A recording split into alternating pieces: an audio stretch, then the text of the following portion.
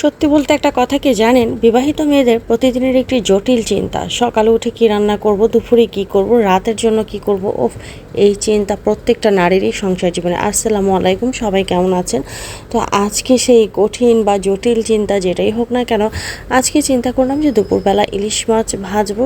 কিন্তু চিন্তা করলাম যে কোনো একটা সবজি রেখে দিব আইটেমের ভিতরে। তো যাই হোক, আমি ইলিশ মাছটা একদম কাটাকাটি করছিলাম, এইগুলো সুন্দর করে পিচ পিচ করে তারপর রেখে দিব।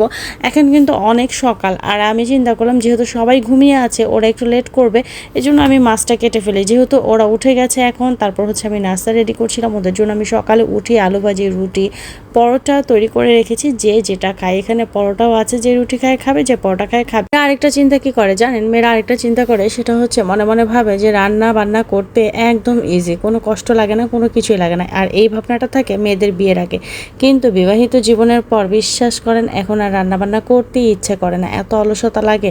আর সকাল হলে চিন্তা করতে করতে অস্থির হয়ে যায়, কে কি খাবে সেটা নিয়ে চিন্তা করতে করতে একদম অস্থির হয়ে যায়। শুধু আমি না, প্রত্যেকটা বিবাহিত মেয়ে কিন্তু একই ধরনের আমার মতো।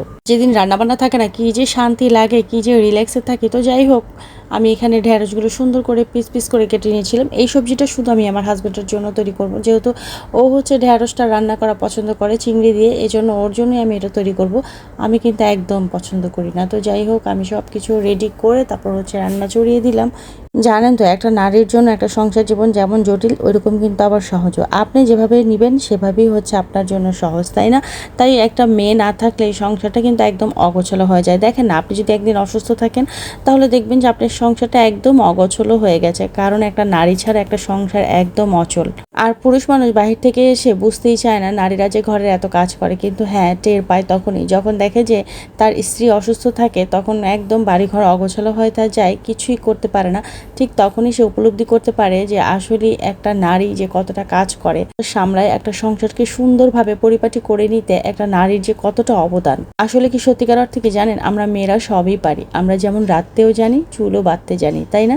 আরেকটা কথা কি জানেন, আমি প্রতিদিন আমার হাজব্যান্ডকে বলি কি রান্না করবো বলো তো, ও বলে কি তোমার ইচ্ছা যেটা তুমি সেটাই রান্না করো, কিন্তু কোনোদিন ও বলে নাই যে এই খাবারটা রান্না করো, ওই খাবারটা রান্না করো।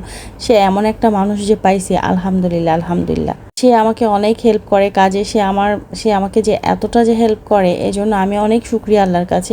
আসলে প্রত্যেকটা হাজব্যান্ডেরই সংসার জীবনে এরকম হওয়া উচিত, তা না হলে কিন্তু একটা সংসার কখনোই সুন্দরভাবে এগিয়ে যেতে পারবে না, বা আপনি এগিয়ে সামনে নিতে পারবেন না। তাই স্বামী স্ত্রী একসাথে হয়ে একটি সংসার সুন্দরভাবে গোছানো যায়। সংসারকে ভালোবেসে আগলে রাখতে হয় নিজেকেই। দেখেন না, আমরা মেয়েরা বাপের বাড়িতে কোনো কাজকর্ম কিন্তু কোনো মেয়েই করে না বেশিরভাগ সময়, কিন্তু সংসারে সে ঠিকই সে সুন্দর করে সংসারটাকে এগিয়ে নিয়ে যায়, সব কিছুর দিক দিয়ে পরিপাটি করে ফেলে।